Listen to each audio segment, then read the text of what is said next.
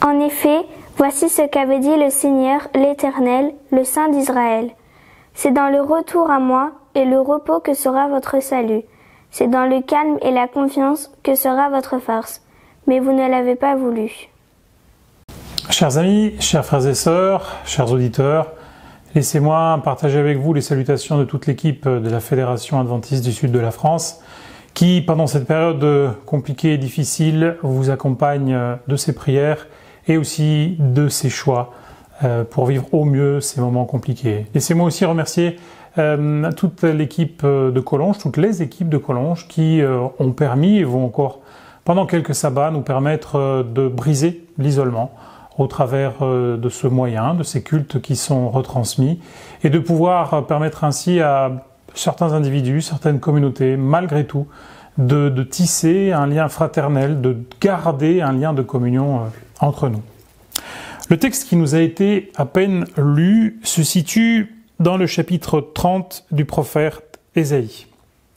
Gemma nous a partagé cet encouragement qu'Ésaïe veut transmettre au roi, au peuple, dans un moment particulièrement difficile, dans un moment particulièrement mouvementé, dans un moment qui interpelle, qui questionne, qui fragilise, dans un moment de tension, dans un moment d'oppression où Israël se sent appelé à choisir, à décider, à prendre parti, et sans une forme de pression extérieure de par les événements géopolitiques, les événements militaires qui se situent dans la région.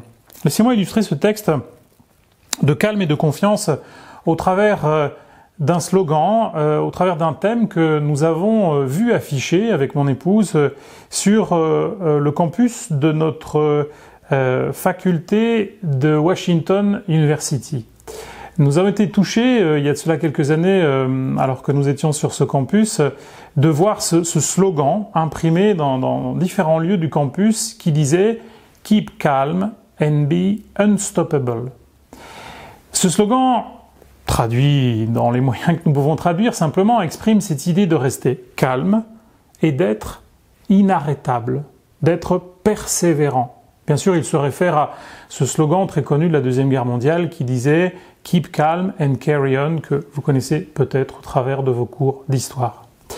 Vous ne le savez peut-être pas, mais ce campus universitaire à Washington forme des jeunes, pas seulement des jeunes adventistes, mais aussi des jeunes adventistes qui vont être appelés à travailler dans l'administration des États-Unis. Parfois, à des niveaux assez élevés de cette administration. Et vous comprenez là que ce conseil plein de bon sens, rester calme et confiant face à toute forme de questionnement, de crise, des crises économiques, des crises militaires, des crises aussi sanitaires comme nous connaissons, des crises qui ne peuvent s'envisager de par nos élites et nos administrateurs que d'une façon calme et d'une façon confiante. Ce thème, je le disais, cette phrase vient de ce slogan célèbre de la Deuxième Guerre mondiale où dans les rues de Londres, un peu partout en Angleterre, on transmettait de la confiance au peuple britannique qui était resté seul face aux armées d'Hitler, afin que ce soit dans ce fameux flegme britannique qu'on affronte la crise sans céder à la panique, à la peur, à l'angoisse, qui ne peut que conseiller la catastrophe, qui ne peut qu'amener des événements, des mouvements de foule, de masse qui déraisonnent, qui sont incontrôlables. Et vous savez très bien que la peur est communicative et que cette forme de fragilité de toute une nation peut amener une nation, l'opinion publique d'une nation à s'effondrer.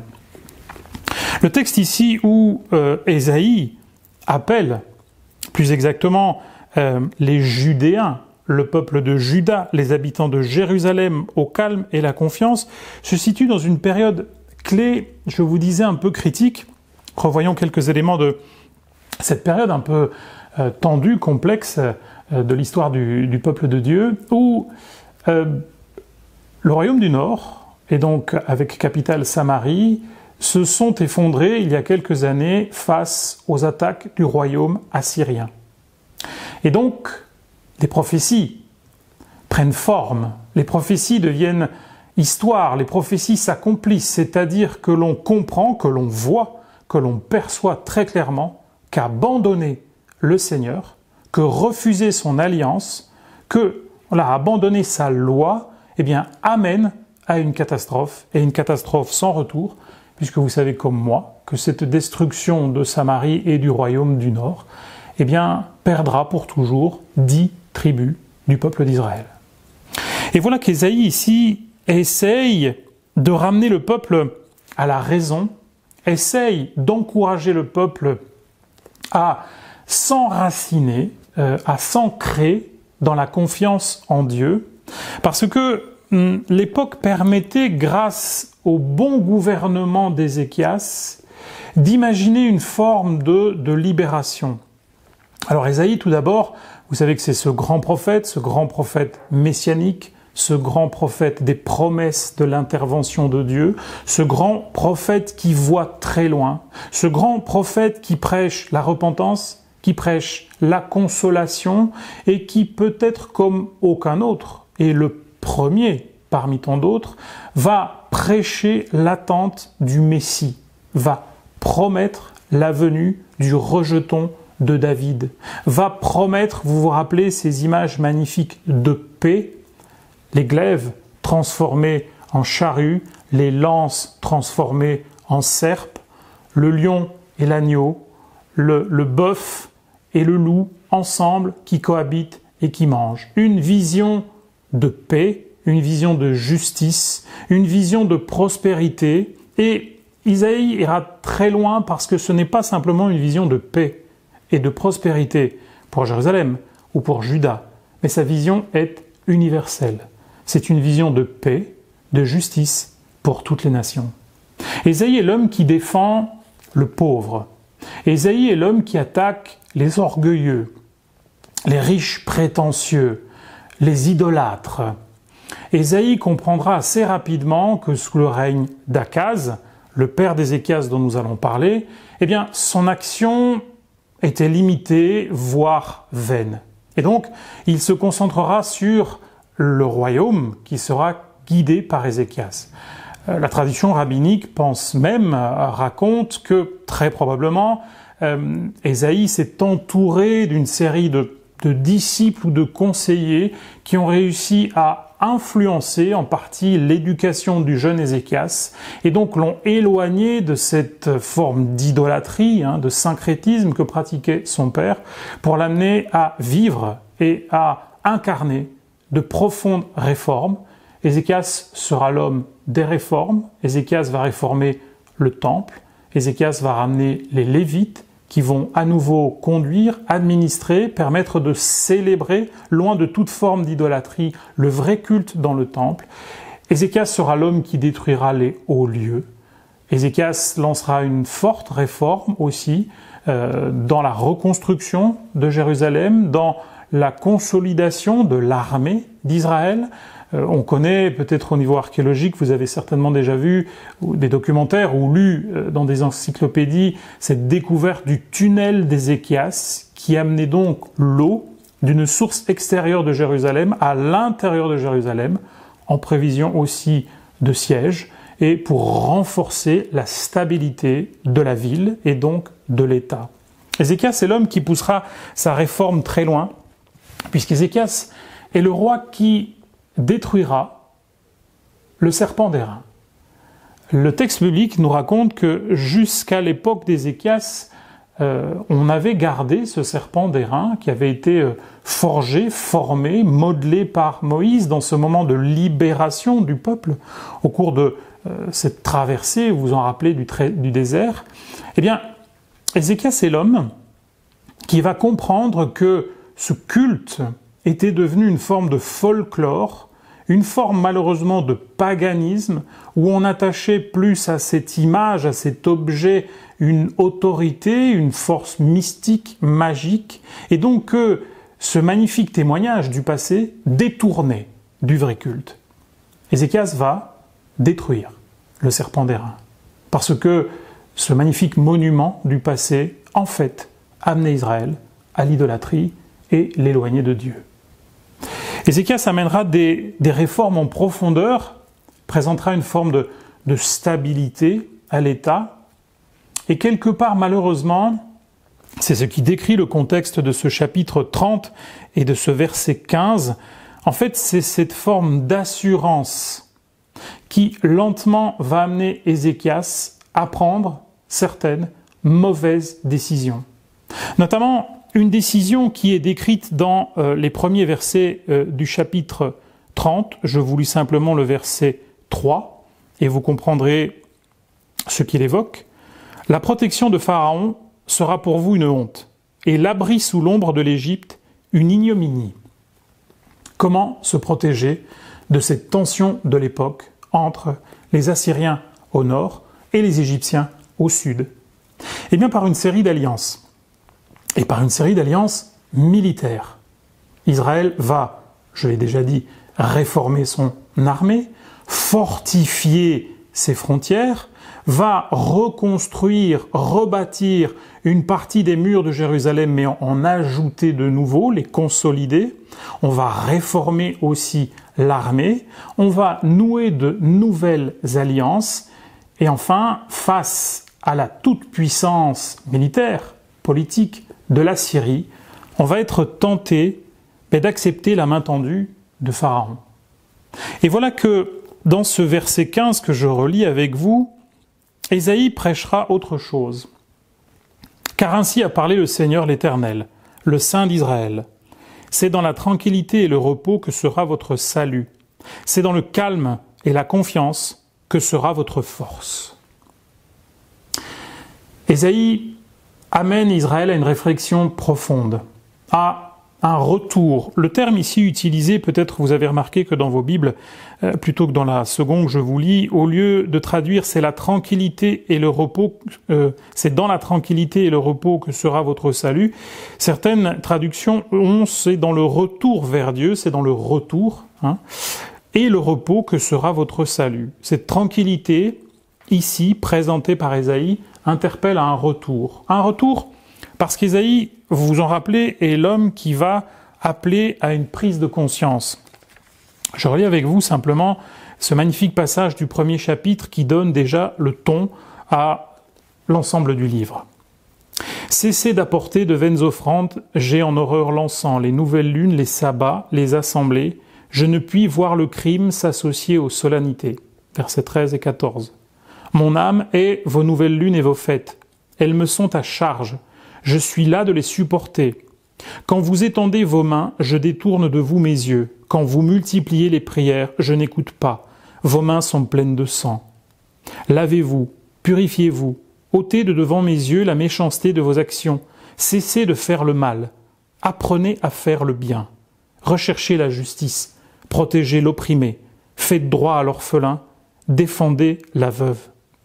Venez et plaidons, dit l'Éternel. Si vos péchés sont comme le cramoisi, ils deviendront blancs comme la neige. S'ils sont rouges comme la pourpre, ils deviendront comme la laine. Nous avons ici les caractéristiques d'Ésaïe, cette réforme, cet appel à la repentance, à un retour vers le Seigneur, cette nécessité aussi de faire le bien. Ésaïe est profondément accroché à la justice. La justice, c'est protéger l'opprimé, c'est faire droit à l'orphelin, c'est défendre la veuve. Vous voyez comment cette foi, cette spiritualité chez Ésaïe se traduit en action, mais c'est aussi une pleine confiance dans le Seigneur. Venez et plaidons, dit l'Éternel. C'est l'Éternel qui appelle Israël au retour à la repentance et qui promet son pardon. C'est le Dieu du pardon que nous présente Ésaïe. C'est donc dans cette confiance, dans le pardon, dans l'amour d'un père, qu'Ésaïe interpelle à son époque Ézéchias, ses concitoyens. Il prêche à Jérusalem, il appelle les Judéens à ce retour, il les appelle à se méfier de ces prises de position rapides. À l'époque, Ésaïe a face à lui deux grands blocs. Vous avez des activistes qui veulent tout de suite trancher, prendre position, décider d'un engagement, et vous avez les pessimistes qui voient déjà, eux, une destruction, l'anéantissement, des cataclysmes, le malheur arriver sur Jérusalem et sur Juda. Ésaïe ne choisit ni l'une ni l'autre de ces options. Pour lui, c'est le calme et la confiance. Pourquoi? Parce que la confiance en Dieu, la confiance dans le Dieu qui pardonne, la confiance dans le Dieu qui délivre. Et vous vous rappelez aussi, j'anticipe quelques chapitres avec vous, cette alliance avec l'Égypte est vaine. Les alliés d'Israël seront attaqués un par un par la Syrie et vaincus. Puis, le grand allié du Sud, l'Égypte, puissante, il est vrai à l'époque, mais pas suffisamment pour faire face à la Syrie, sera elle aussi vaincue. Et là, une immense armée va mettre le siège autour de Jérusalem. Que faire? À nouveau céder à la panique, au désespoir, ou chercher d'autres alliances, ou encore avoir confiance une dernière fois dans les troupes, les forces de Juda? Eh bien, encore une fois, Ésaïe dira, c'est dans le calme et la confiance en l'Éternel. Toute une série d'événements, dont la mort du roi d'Assyrie, dont une maladie, une épidémie cette fois-ci qui touchera les ennemis d'Israël, amèneront une libération totalement inattendue et totalement hors de portée de toute réflexion, pensée, calcul ou stratégie humaine. C'est l'intervention de l'Éternel, la bénédiction de l'Éternel. C'est la présence au cœur même de leur foi, de cette confiance et de cette espérance dans l'Éternel qui leur confère calme et confiance. Ésaïe, plus que tout autre auteur, sera l'apôtre de la patience. La patience, c'est entrer dans le temps de Dieu. La patience, c'est percevoir l'histoire, le sens de l'histoire, en comprenant cette vertu divine. La patience fait naître l'espérance. Cette espérance engendre cette confiance et ce calme. Ésaïe présentera aussi cette espérance absolue qui est celle de la venue du Messie. Mais revenons quelque peu, si vous le voulez, sur ce terme de confiance. Le terme de confiance est très présent dans toute l'Écriture. Le terme de confiance, la relation engendrée par la confiance, sera évoquée par Ésaïe lui-même, comme Amos, comme Osée, au travers de la relation conjugale. Mais non pas d'une relation conjugale autoritaire, non pas d'une relation conjugale dictatoriale, non pas de la relation conjugale où le mari qui rentre veut que le ménage soit fait, la cuisine soit prête, les devoirs des enfants soient tous organisés et que l'époux soit disponible pour lui. Vous vous rappelez peut-être, et je choisis ici ce texte magnifique écrit par le prophète Osée, qui nous parlera de cette dimension du couple, ou en tout cas de la conjugalité dans la perception divine. Osée, après une trahison de son épouse, sera appelé par le Seigneur à se tourner à nouveau vers son épouse. Le Seigneur lui prêtera sa voix. Le Seigneur lui prêtera ses intentions. Dans le chapitre 2, nous pouvons lire, après ce drame difficile, ce déchirement conjugal, la voix du Seigneur qui rejoint la voix du prophète Osée, la voix du mari Osée, et qui dit « C'est pourquoi je veux t'attirer et te conduire au désert, et je veux parler à ton cœur. Je serai ton fiancé pour toujours. Je serai ton fiancé par la justice, la droiture, la grâce et la miséricorde.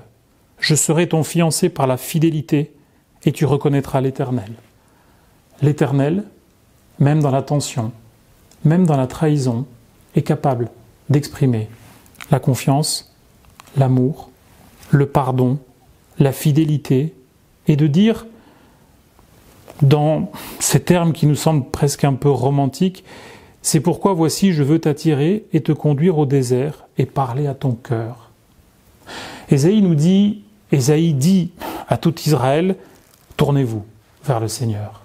Tournez-vous vers le Seigneur dans cette période de confusion, dans cette période de pression, de tension, de questionnement, parce qu'en lui, vous trouverez le calme et la confiance. » La confiance, nous avons une autre image magnifique qui nous permet de comprendre tout en chacun, j'ai envie de dire, la perception de cette confiance. La confiance dans l'éducation.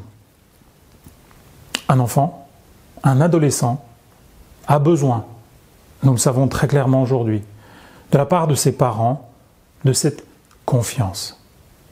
J'aimerais partager avec vous un texte d'Ellen White dans le 3e livre des témoignages, un texte que je trouve particulièrement touchant et qui dit ceci. C'est un texte révolutionnaire où on peut percevoir effectivement qu'Ellen White avait des capacités ou un mandat prophétique, parce que rares étaient les éducateurs qui pensaient une telle chose à l'époque.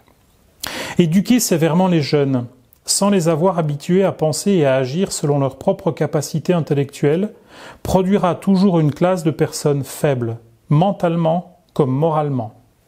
Les jeunes doivent être élevés dans le but de grandir de façon autonome, dans leur intellect comme dans leur vie affective, et ils doivent avoir confiance en leur capacité d'agir. Elle ira plus loin. Dans le cas contraire, on se rendra compte, dans les moments difficiles, qu'ils n'ont pas été éduqués, mais domestiqués, comme on fait avec des animaux. Leur volonté n'aura pas été guidée, mais pliée avec force par la dure discipline des parents et des enseignants. 3e livre des témoignages, page 133. C'est en 1872 qu'Ellen White écrivait ce texte dans lequel on parle de confiance. De la confiance que le jeune, l'enfant, l'adolescent doit avoir en lui, dans ses ressources, dans ses capacités, dans son autonomie. Elle nous parle de cette capacité à puiser dans ses ressources intellectuelles, dans ses ressources affectives. C'est étonnant pour l'époque. De puiser dans ses ressources affectives cette capacité à l'autonomie et à la confiance. Combien de fois le Père Céleste n'a-t-il pas tourné son regard vers nous, ses enfants, pour nous nourrir de confiance et d'espérance, pour rétablir, pour restaurer un lien, une relation qui avait été abîmée, maltraitée par nous. C'est dans la tranquillité et le repos que sera votre salut. C'est dans le calme et la confiance que sera votre force. Jésus, dans Jean 15, au verset 15, dira à ses disciples « Je ne vous appelle plus serviteurs ». Vous connaissez ce texte. « Je vous appelle amis ». Pourquoi ? Parce que le serviteur ne sait pas pourquoi il fait les choses. Parce que le serviteur obéit à ce qu'on lui dit, sans savoir ni d'où cela vient, ni où cela va, ni le projet, ni la stratégie, ni les attentes, ni les desseins du Maître. Jésus dit « Je vous ai fait connaître la volonté du Père. Vous savez pourquoi. Il y a une confiance, une intimité. Je vous ai révélé, je vous ai fait connaître. Cela génère la confiance. Tu sais quel est le projet d'amour de ton Père Céleste. Cela génère la confiance. Cela génère, dit Jésus, l'amitié. Pas la servitude ou, pire, l'esclavage, mais l'amitié. Un rapport d'amitié entre le Dieu de l'univers et nous, humbles, petites créatures. Vous voyez que les exemples sont nombreux dans l'Écriture pour pouvoir nourrir cette confiance, pour pouvoir nourrir cette espérance et pour pouvoir, dans certaines circonstances parfois incroyables, eh bien effectivement là aussi, construire en nous, accueillir de la part de Dieu ce calme. Non pas la panique, non pas l'inquiétude ou cette peur qui nous gagne, cette peur qui se diffuse, qui contamine d'autres, mais aussi le calme et la confiance, qui peut elle aussi contaminer, toucher, convaincre, amener d'autres à vivre avec plus de sérénité certains événements. Je partage avec vous et je termine parce que, avec toujours le texte du prophète Ésaïe, parce qu'Ésaïe est l'homme qui prêche le calme et la confiance dans la tempête, mais Ésaïe enracine ce calme et cette confiance dans la promesse messianique. Ésaïe voit loin. Ésaïe, permettez-moi de dire, fait connaître la volonté du Père. Ésaïe révèle. Je prends avec vous, parmi tant de ces textes messianiques qu'Ésaïe a écrit, celui que nous trouvons au chapitre 65 à partir du verset 17. « Car je vais créer de nouveaux cieux et une nouvelle terre. On ne se rappellera plus les choses passées. Elles ne reviendront plus à l'esprit. Réjouissez-vous plutôt et soyez à toujours dans l'allégresse, à cause de ce que je vais créer, car je vais créer Jérusalem pour l'allégresse, et son peuple pour la joie. Je ferai de Jérusalem mon allégresse, et de mon peuple ma joie. On n'y entendra plus le bruit des pleurs et le bruit des cris. Verset 25. Le lion et l'agneau paîtront ensemble. Le lion, comme le bœuf, mangera de la paille, et le serpent aura la poussière pour nourriture. Il ne se fera ni tort ni dommage sur toute ma montagne sainte, dit l'Éternel. Chapitre 66. Réjouissez-vous avec Jérusalem, faites d'elle le sujet de votre allégresse. Vous tous qui l'aimez, tressaillez avec elle de joie. Comme un homme que sa mère console, ainsi je vous consolerai.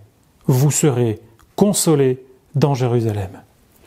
Que ces paroles, ces promesses que Ésaïe a transmises aux habitants de Jérusalem et aux Judéens, pris par les tensions, les guerres, les mouvements géopolitiques de l'époque et qui les a rassurés, puissent elles aussi nous rassurer. Que cette confiance que Dieu veut installer dans nos cœurs, dans nos vies, dans nos émotions, dans notre perception du présent et de l'avenir, puisse elle aussi générer le calme. Le calme parce que nous savons qui guide tous les événements. Et nous savons que cette promesse messianique, c'est la promesse que nous attendons tous. Le retour proche du Christ. Amen.